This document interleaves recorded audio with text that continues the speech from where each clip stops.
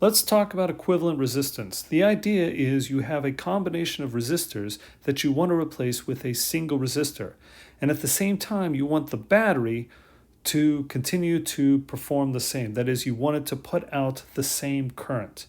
There should be no change in the behavior of your battery or power source when you replace these multiple resistors with a single resistor. That's the idea with equivalent resistance. And what I want to do is, you may have already seen the formulas, but I want to derive the formulas because I think you'll have a better idea of what equivalent resistance is if you see how it comes about.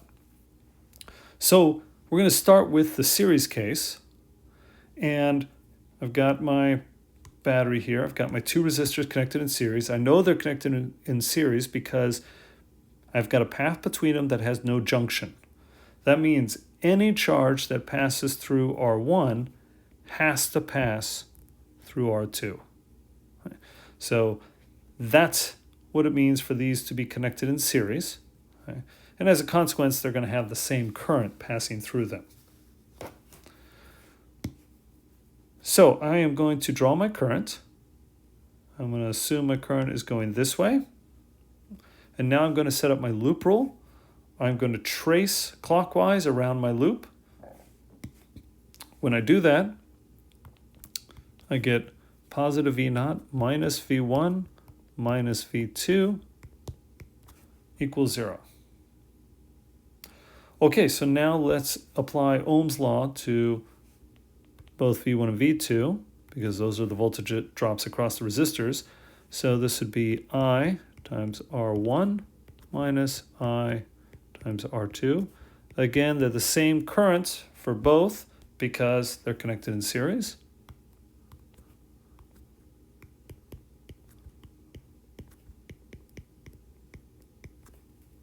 And I'm just going to move that to the other side so I can just put an equal sign there. Okay, now what I need to do is evaluate what the circuit looks like when I have the equivalent resistor in place. So that is going to look like this. Let me draw my circuit diagram.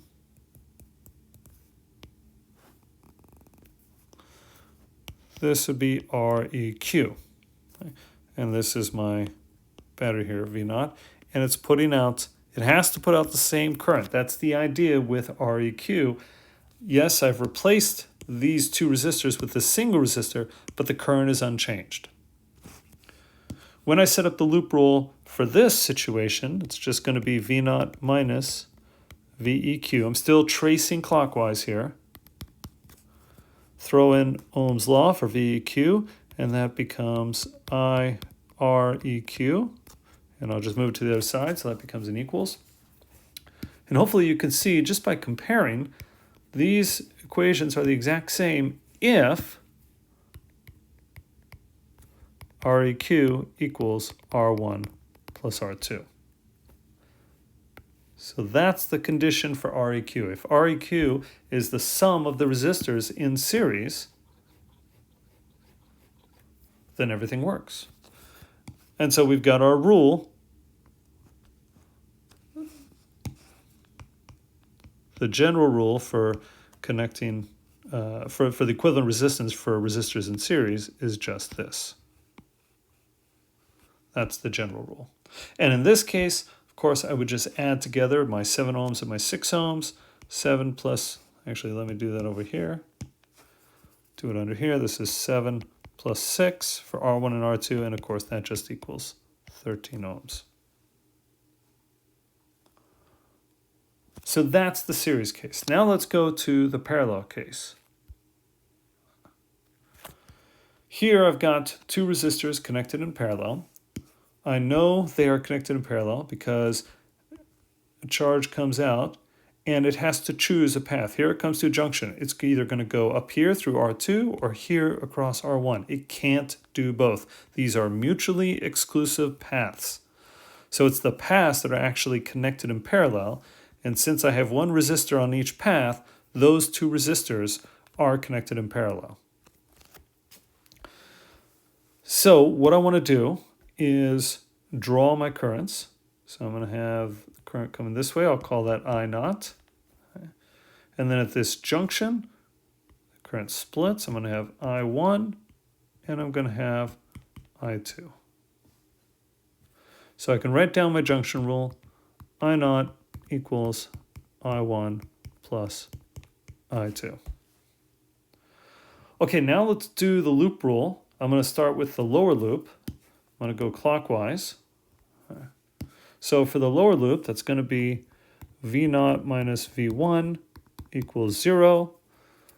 Use Ohm's law, and I'm going to get V naught minus I1 R1. And so, of course, that's just going to be equal to each other. Now I'm going to do the outer loop. That's going to be V naught minus V2. And when I do that, use Ohm's law, that becomes just I2 R2.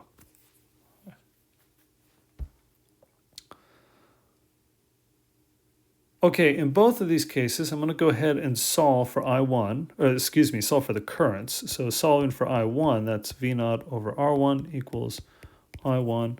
And over here, that's V naught over R2 equals I2. Now what I need to do is look at my circuit with the equivalent resistance. So I'm replacing those two with a single resistor, as I did before.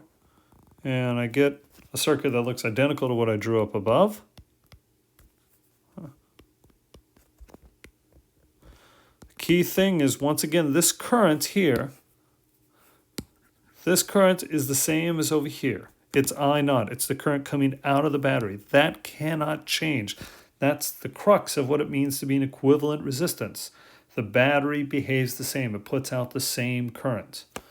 So when I do the loop rule for this, it's just V naught minus VEQ equals 0.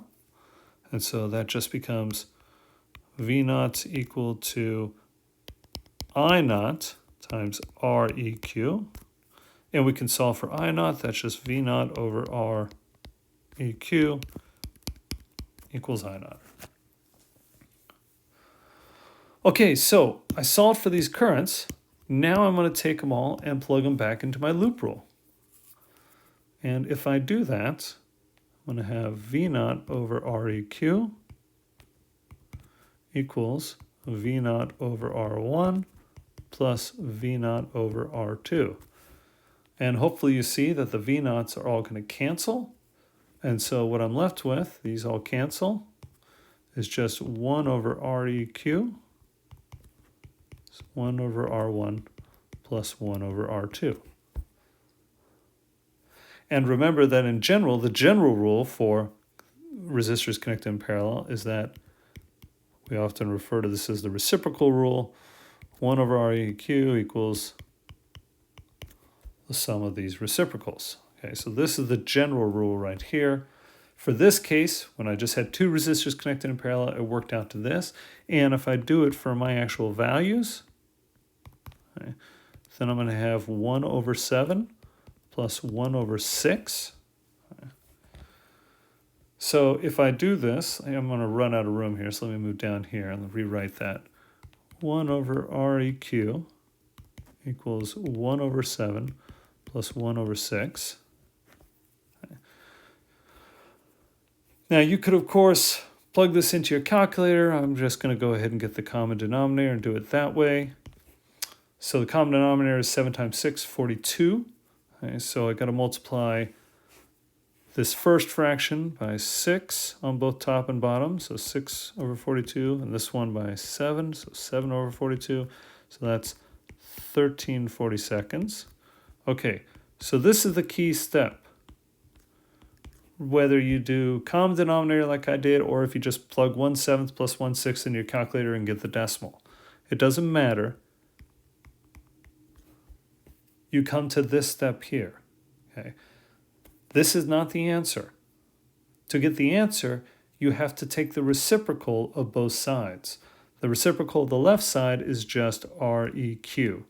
The reciprocal of the right side is 42/13, which is approximately equal to 3.231 ohms.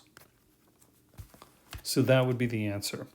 One last thing I want to point out, notice that in the parallel case, the equivalent resistance was less than each of the two resistors. 3.231 is less than 7 and of course is less than 6. That's what happens with parallel resistance. The overall resistance decreases. And in the series case, if I go back up to the series case, my overall resistance was 13 ohms, which of course is greater. When you connect them in series, you increase the overall resistance.